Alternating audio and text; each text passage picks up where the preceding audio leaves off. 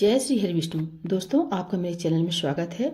आज हम आपको 16 सोमवार व्रत की कथा लेकर आए हैं। तो दोस्तों, कथा पूरी सुनिएगा, तभी उसके पुण्य फलों की प्राप्ति होती है।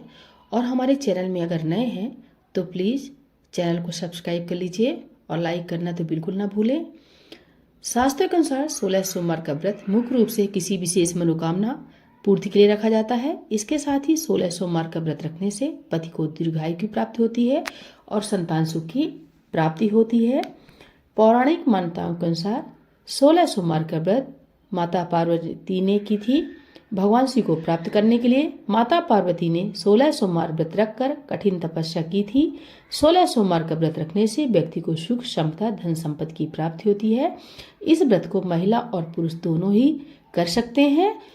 व्रत जो है पहला स्टार्ट आप करें श्रावण मास, अगहन मास यानी मार्गशीर्ष मास और माघ मास में शुरू करना उत्तम माना गया है।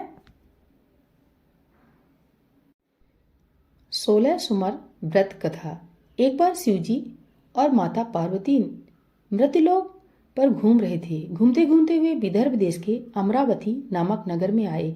उस नगर में एक सुंदर शिव मंदिर था, इसलिए महादेव जी पार्वती जी के साथ वहां रहने लगे। एक दिन बातों बातों में माता पार्वती ने शिव जी को चौसर खेलने के लिए कहा। शिव जी राजी हो गए और चौसर खेलने लग गए। उसी समय मंदिर का पुजारी दैनिक आरती के लिए आया। पार्वती ने पुजारी से पूछा, बताओ हम दोनों में चौसर में कौन जीतेगा। वो पुजारी भगवान शिव का भक्त था और उसके मुंह से तुरंत निकल पड़ा, महादेव जी जीतेंगे। चौसर का खेल खत्म होने पर माता पार्वती जीत गईं और शिव जी हार गए। पार्वती जी ने क्रोधित होकर उस पुजारी को श्राप देना चाहा। तभी शिव जी ने उन्हें रोक दिया और कहा कि ये तो भाग्य का खेल है, उसकी कोई गलती नहीं है। फिर भी माता पार्वती ने उसे कोढ़ी होने का श्राप दे दिया। उसे कोढ़ हो गया। काफी समय तक वो कोढ़ से पीड़ित रहा। एक दिन एक अप्सरा उस मंदिर में शिवजी की आराधना के लिए आई और उसने उस पुजारी को कोढ़ को देखा। अप्सरा ने उस पुजारी को कोढ़ का कारण पूछा तो उसने सारी घटना सुना दी।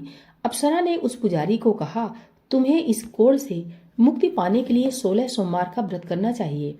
उस पुजारी ने व्रत करने की विधि पूछी। अप्सरा ने बताया, सोमवार के दिन नहा धोकर साफ कपड़े पहन लेना और आधा किलो आटे से पंजीरी बना देना। उस पंजीरी के 3 भाग करना।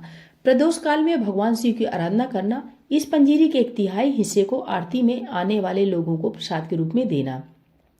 इस तरह 16 सोमवार तक यही विधि अपनाना। 7वें सोमवार को 1/4 गेहूं के आटे से चूरमा बना देना और शिवजी को अर्पित कर लोगों में बांट देना। इससे तुम्हारा कोढ़ दूर हो जाएगा। इस तरह 16 सोमवार व्रत करने से उसका कोढ़ दूर हो गया और वो खुशी खुशी रहने लगा। एक दिन शिव जी और पार्वती जी दोबारा उस मंदिर में लौटे और उस पुजारी को एकदम स्वस्थ देख माता पार्वती जी ने उस पुजारी से स्वास्थ्य लाभ होने का राज पूछा। उस पुजारी ने कहा उसने 16 सोमवार व्रत किए जिससे उसका कोढ़ ठीक हो गया। माता पार्वती जी के इस व्रत के बारे में सुनकर बहुत प्रसन्न हुई।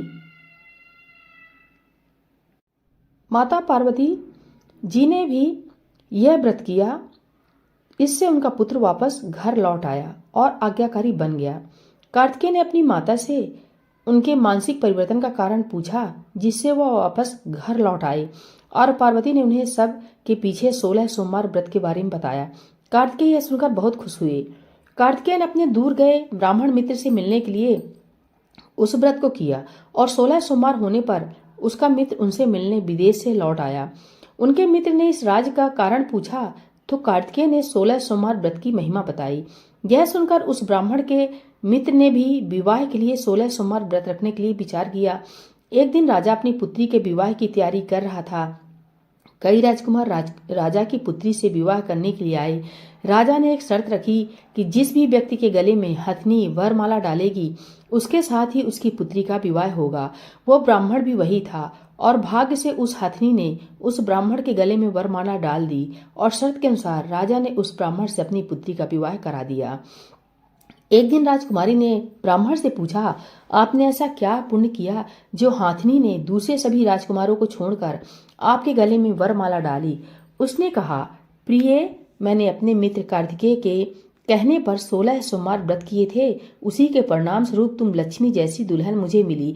राजकुमारी यह सुनकर बहुत प्रभावित हुई और उसने भी पुत्र प्राप्ति के लिए 16 सोमवार व्रत रखा। फलस्वरूप उसके एक सुंदर पुत्र का जन्म हुआ। और जब पुत्र बड़ा हुआ तो पुत्र ने पूछा, माँ आपने ऐसा क्या किया जो आपको मेरे जैसा पुत्र मिला। उसने भी पुत्र को 16 सोमवार व्रत की महिमा बताई। यह सुनकर उसने भी राजपाट की इच्छा के लिए ये व्रत रखा। उसी समय एक राजा अपनी पुत्री के विवाह के लिए वर तलाश कर रहा था, तो लोगों ने उस बालक को विवाह के लिए उचित बताया। राजा को इसकी सूचना मिलते ही उसने अपनी पुत्री का विवाह उस बालक के साथ कर दिया।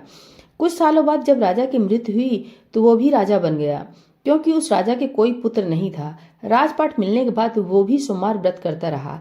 एक दिन 17वें सोमवार व्रत पर उसकी पत्नी को भी पूजा के लिए शिव मंदिर आने को कहा, लेकिन उसने खुद आने के बजाय दासी को भेज दिया।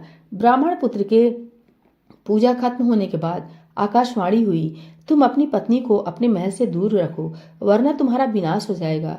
ब्राह्मण पुत्र ये सुनकर बहुत आश्चर्यचकित हुआ।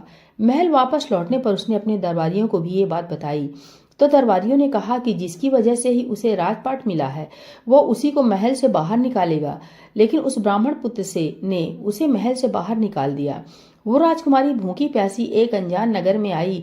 वहां पर एक बूढ़ी औरत धागा बेचने जा रही थी। जैसे उसने राजकुमारी को देखा तो उसने उसकी मदद करते हुए उसके साथ व्यापार में मदद करने को कहा। राजकुमारी ने भी एक टोकरी अपने सर पर रख ली। कुछ दूर चलने के बाद एक तूफान आया और वो टोकरी उड़कर चली गई। अब वो बूढ़ी औरत रोने लग गई और उसने राजकुमारी को मनहूस मानते हुए चले जाने को कहा। उसके बाद वो एक तेली के घर पहुंची। उसके वहां पहुंचते ही सारे तेल के घड़े फूट गए और तेल बहने लग गया। उस तेली ने भी मनहूस मानकर उसको वहां से भगा दिया। उसके बाद वो एक सुंदर तालाब के पास पहुंची और जैसे ही पानी पीने लगी उस पानी में कीड़े चलने लगे और सारा पानी धुंधला हो गया। अपने दुर्भाग्य को कोसते हुए उसने गंदा पानी पी लिया और पेड़ के नीचे सो गई।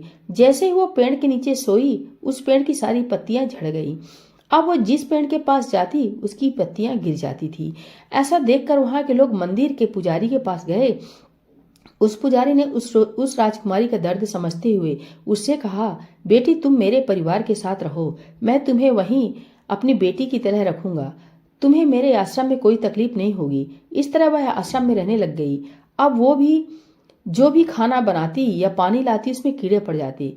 ऐसा देखकर वो पुजारी आश्चर्यचकित होकर उससे बोला, बेटी तुम पर ये कैसा कोप है जो तुम्हारी ऐसी हालत है। उसने वही शिव पूजा में न जाने वाली कहानी सुनाई। उस पुजारी ने शिव जी की आराधना की और उसको 16 सोमवार व्रत करने को कहा, जिससे उसे जरूर राहत मिलेगी। उसने 16 सोमवार व्रत किया और 17वें सोमवार पर ब्राह्मण पुत्र उसके बारे में सोचने लगा, वह कहाँ होगी, मुझे उसकी तलाश करनी चाहिए।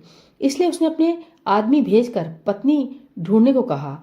उसके आदमी ढूंढते ढूंढते उस पुजारी घर पहुंच गए और उन्हें वहां राजकुमारी का पता चल गया। उन्होंने पुजारी से राजकुमारी को घर ले जाने को कहा, लेकिन पुजारी ने मना करते हुए कहा, अपने राजा को कहो कि खुद आकर इसे ले जाए। राजा खुद वहां पर आया और राजकुमारी को वापस अपने महल लेकर आया। इस तरह जो भी यह 16 सोमवार व्रत करता है उसी की सभी मनोकामनाएं पूरी होती हैं। तो भक्तों प्रेम से बोलिए 16 सोमवार व्रत कथा की जय। भोलेनाथ भगवान की जय। माता गौरी की जय।